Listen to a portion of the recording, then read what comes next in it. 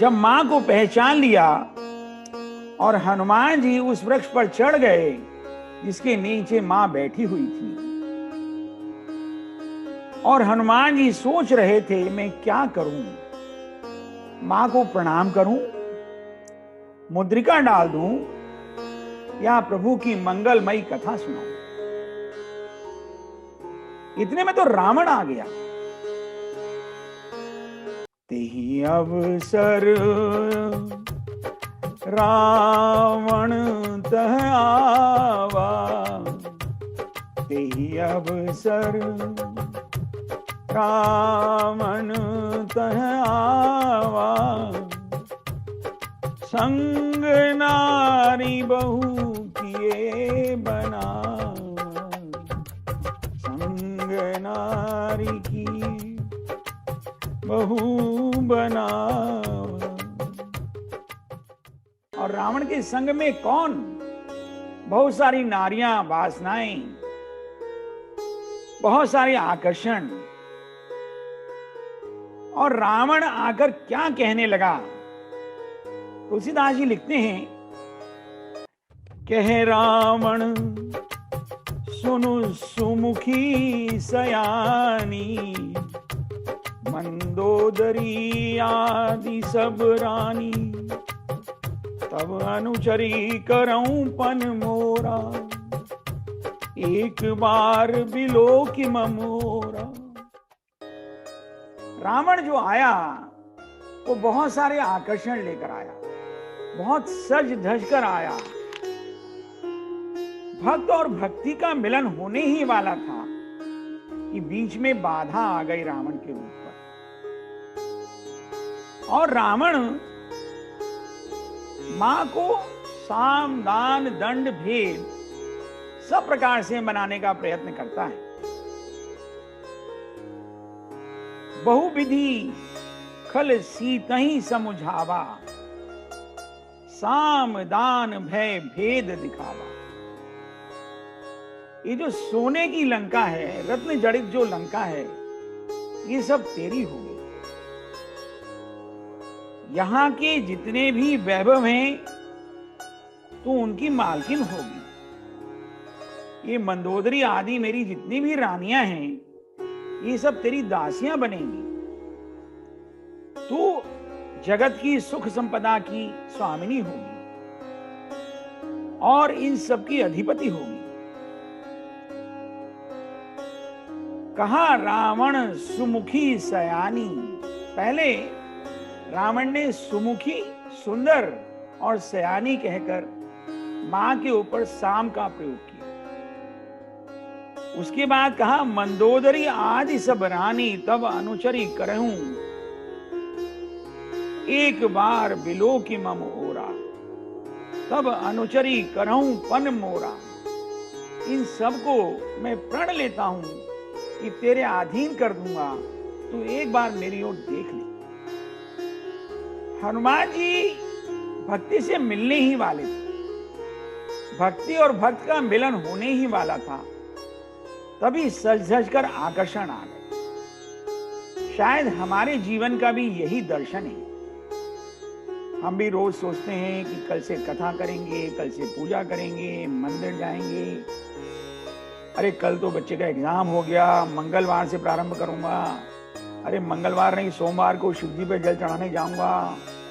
इस बार पेशेंट आ गया, कुछ भी हो इस बार एकादशी नहीं छूटेगी। इसी प्रकार से भक्त और भक्ति के बीच में भिन्न भिन्न प्रकार की बाधाएं आती रहती हैं। सत्पुरुषों को चाहिए कि वो सदा प्रभु के गुणों का गुणगान करते रहें।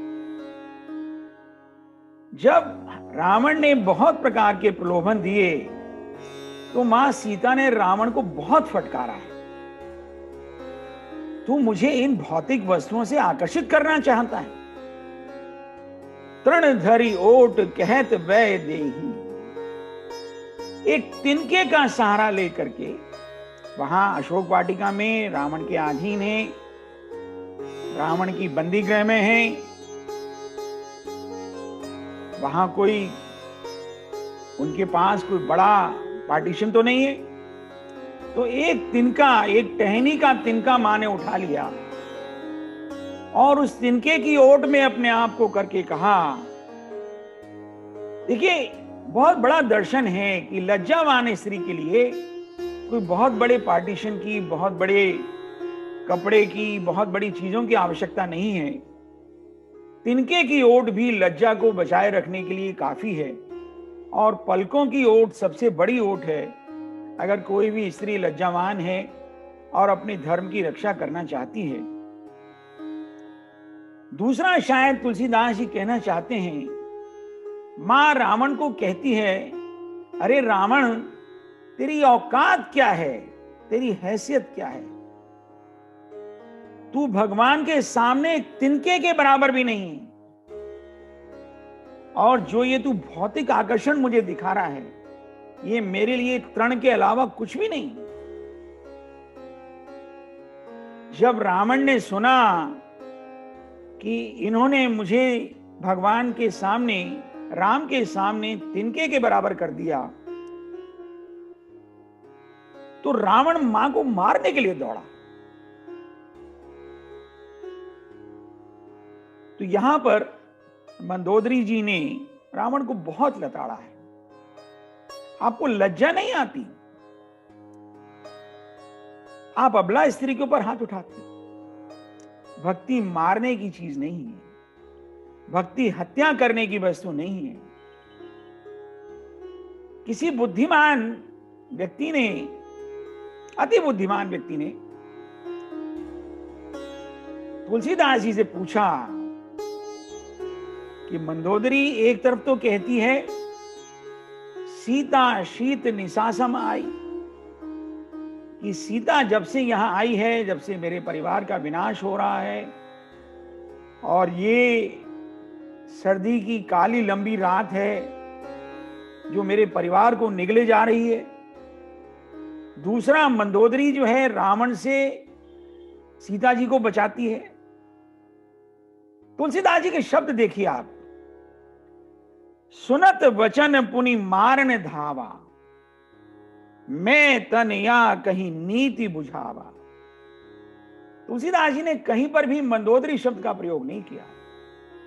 जब रावण सीता जी को मारने के लिए दौड़ा, मैं तन या कहीं नीति बुझावा, मैं दानव की पुत्री ने उनको नीति का पाठ पढ़ाया। यहां एक पुत्री दूसरी पुत्री की रक्षा करती है। आप जब भी देखेंगे मंदोदरी जी ने हमेशा रावण के कुकृत्यों का विरोध किया। ये बात अलग है कि वो रावण के ऊपर अपनी बात नहीं चला पाई, लेकिन वह कभी भी रावण के कुकृत्यों में शामिल नहीं थी। समझा बुझाकर मंदोदरी जी रावण को वापस ले गई, लेकिन जब रावण वापस जा रहा था तो उसने भय दिखाया। सभी राक्षसियों को बुलाया, कहा इनको धमकाओ, भय दिखाओ, समझाओ, और अगर 1 महीने में नहीं मानती हैं तो इनका वध कर दिया जाएगा। ये सब बातें कहकर रावण तो लौट गया, लेकिन मां बड़ी दुखी हुई। मां रोने लगी। त्रिजटा नाम राक्षसी एका, मां की सेवा में त्रिजटा नाम की एक राक्षसी थी, जो कि मां की मुख्य परिचारिका थी और रावण की बड़ी विश्वास पात्र थी। सीता जी की सेवा में उसे विशेष तौर पर नियुक्त किया गया था। मां त्रिजटा से बोली, अब रावण की बातें सही नहीं जाती, बड़ा दुख होता है, बहुत पीड़ा देती हैं। और यह कहकर जानकी जी ने लकड़ियां बिनकर एक चिता बनाई और त्रिजटा से कहने लगी, मां तू अनल पुनि दे ही लगाई, मां तुम इसमें अग्नि लगा दो, मैं अपने प्राणों को समाप्त करना चाहती हूं। त्रिजटा ने कहा, पुत्री धैर्य धरो, सुकुमारी, रात में अग्नि कहां मिलेगी? त्रिजटा कहना चाहती हैं कि देवी सब दिन एक जैसे नहीं रहते। अभी निशा है, सुबह भी होगी, अभी दुख है, सुख भी आएगा। सब दिन रहत न एक समाना। और त्रिजटा आगे कहने लगी, मैंने रात्रि में एक स्वप्न देखा, बड़ा भयानक स्वप्न। सपने में देखा कि लंका में एक बड़ा भारी बंदर आया। उसने सारी लंका को जलाकर राख कर दिया। सपने हूं बानर लंका सब जारी, जात धान सेना सब मारी। पूरी अशोक वाटिका उसने उजाड़ दी, राक्षसों को मार डाला, लंका को जलाकर खाक कर दिया। अब देखिए, हनुमान जी ऊपर बैठे हुए ये सब बातें सुन रहे हैं। हनुमान जी को ऐसा लगा कि शायद प्रभु राम त्रिजटा के मुख से उनको कोई संदेश देना चाहते हैं। त्रिजटा कहती है, लंका में एक बड़ा भारी बानर आया हुआ है, सो मैं आया हुआ हूं। ऐसा तो नहीं कि प्रभु विरह के चलते जब मैं वहां से विदा ले रहा था तब मुझे कुछ बात बताना भूल गए, और अब भगवान ने त्रिजटा के साथ के मुख में ट्रांसमीटर लगा दिया है और त्रिजटा के मुख से मुझे कहलवाना चाहते हैं कि हनुमान पहुंच गए हो, चलते चलते ये काम भी करते आना। और हनुमान जी को शायद ऐसा लगा ये प्रभु की आज्ञा है और शायद मुझे ये काम भी करना है। त्रिजटा ने कहा, बिटिया धैर्य धरो, और ये कहकर त्रिजटा तो सोने चली गई।